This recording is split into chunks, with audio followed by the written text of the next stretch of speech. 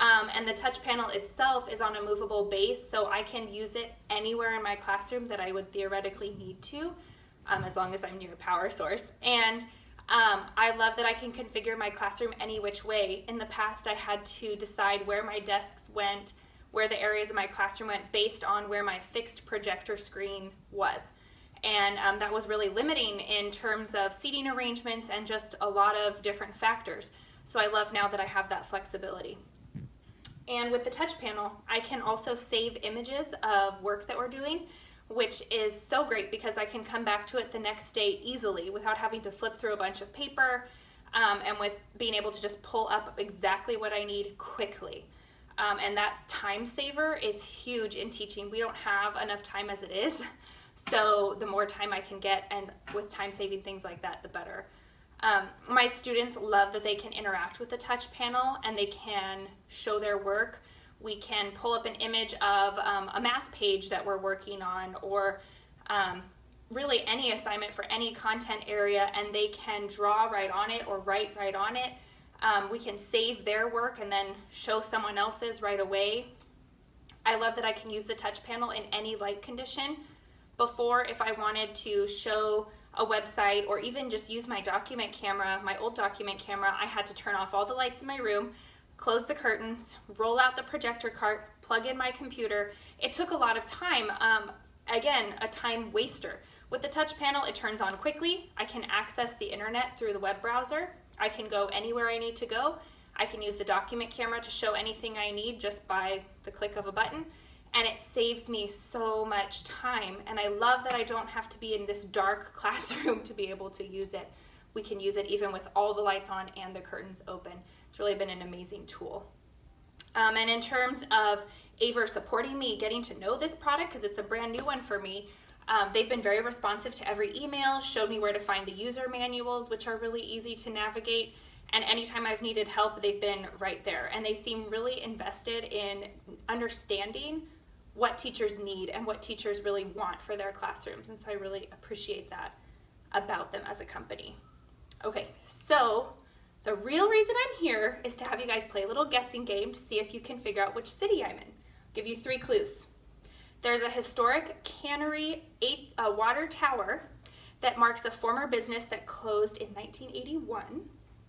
If you ever get hungry, we're home to the famous Val's Burgers. Yum. And last but not least, my city is known as the heart of the Bay Area. Can you guess what city I'm in? Good luck and enjoy the rest of Zoomtopia. This should be really fun considering half you guys are from out of state. Half? So. I was going to say 3/4 of them are from out of state. 3/4 from out of state. But we did see two hands go up real fast. So. I'll let Ty's in the back. Let Ty, who went first? Man, that was good. See, I didn't even know it. I thought that was going to take like 5 minutes at least or something. What team are you? Blue team. Who here is a part of the blue team? All right. 1, 2, 3. Okay, good. So we'll give that's big points right there. So again, that was we wanted you guys to hear from a teacher who actually is using the products in the classroom and how they're implementing it. And it's something that we feel, very strongly on as far as you can provide all the tools in the classroom, but getting the teachers to actually integrate it and part of their lesson plans is our goal. And I hope you took from that video where it's, she mentions the post-support piece, and that's with any technology. The post-support piece is huge because we want to make sure we train them right, all the cool things that any product can do, whether it's an interactive flat panel, a document camera, anything to those aspects, if they're utilizing it correctly. These schools spend, a ton of money on technology, getting all these classrooms upgraded. So when they're used to their potential, a lot of light bulbs go off. So, that's what we really hope to bring to that 21st century classroom environment. So to hear from a teacher who firsthand has these products in their classroom is always a powerful thing for us. Okay. And so, and just to kind of piggyback off that with Ray, really what we wanted to show today was just a lot of different applications that you can use in the classroom, right? A lot of different ways that you can bring students in and bring outside people in. And one thing that I want to talk about is something that was kind of near and dear to my heart. So oops, I'm sorry, I got my bad. Was it now? It's been actually been a year. So it was August of last year. I'm in sales. I got a web hit on our website from a father from Georgia who said, hey, look, I have an issue. My daughter's in the 2nd grade, and we just found out she has leukemia. And she doesn't want to miss school, right? Her first 2 years in school, she's never missed a day of class. I want to keep that going, right? While she goes through a treatment, I want to make sure she can be there. And originally, the only thing he knew was H.323. He knew traditional video conferencing. Well, let's be honest. The school wasn't going to be able to pay for it. He wasn't going to be able to afford it, and it was too difficult. It was too frustrating. So I said, well, hold on a second. Let's try this a different way. Let's come at this at a different angle. I said, let's try Zoom, right? I'll provide the camera. I'll provide the speakerphone for the classroom. And the simple Zoom app on your daughter's desktop and on a laptop at the school, that's simple. That's easy. He went there to the school, set it up, had them up and running in about 10 minutes. And from September of last year till June of this year, she spent over 9,000 minutes of attending the class from her bedside and from her home. And you can see, they sent me a couple of pictures of this. This was actually the entire class doing a little headband day for her. Go to the next one. So I say this because I always feel that this is a part that's been missing in video for the longest time. I've been doing video for 17 years. I'm an old timer in this. I remember when video conferencing was being done over ISDN lines, right? I remember the original Polycom, and we've always been preaching about how simple and easy video is going to be, how we can bring multiple people into the calls. And I'll be honest, and I tell this to the Zoom reps all the time, it's been a lie. I hate to say that. It's been a lie for the last 15 years, up until Zoom came out. If I wanted to do this when I was back in my traditional H.323 days, just trying to get through the firewall at a healthcare provider? Are you kidding me? Right? And also trying to set up the firewall at the person's house. It wasn't possible. It wasn't easy. The way Zoom allows you to do video conferencing today is like nothing else that's on the marketplace, right? I preach this all the time. My cameras are great. I love talking about my cameras. But at the end of the day, the Zoom application is what makes everything run.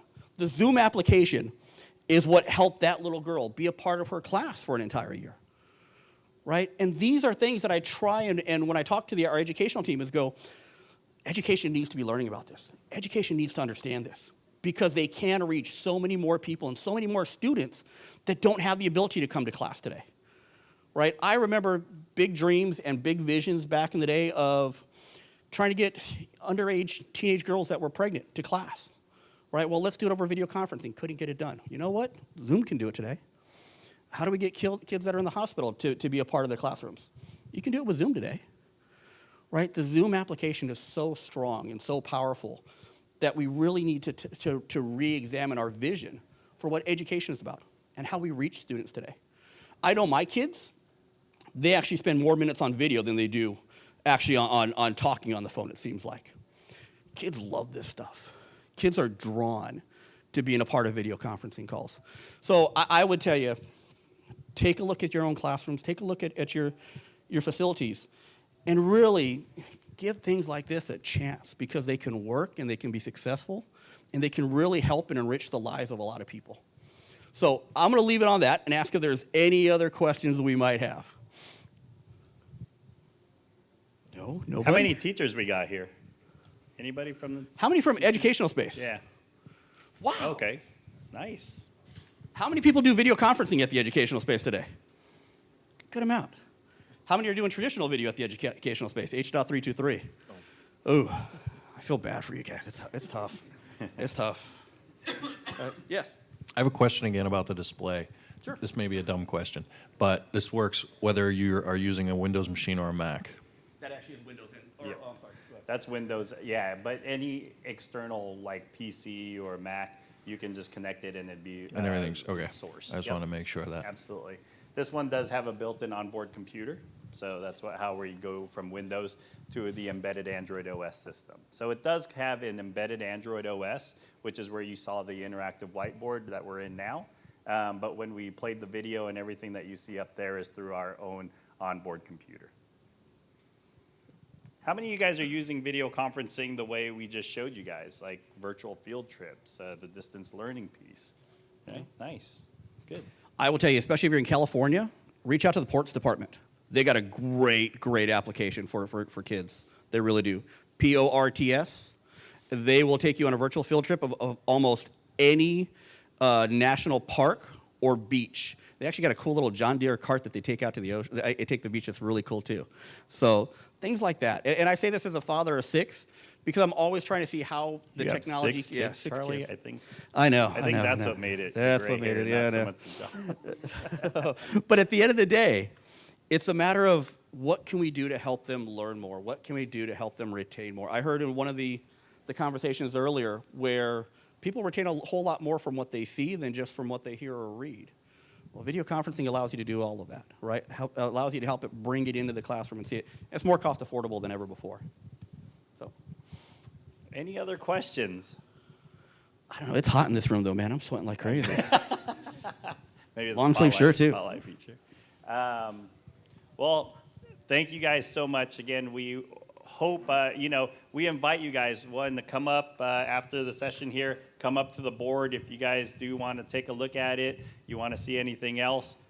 We also have our booth out there. You're more than welcome to come there, play with the panel, anything you guys want, but we really appreciate the time. We hope we showed you guys some stuff that is something you can go back and now implement in whatever university or school district that you're in, and that we can, put all these technologies together. So thank you guys very much for the time. We really appreciate it. Yep. Thank you very much.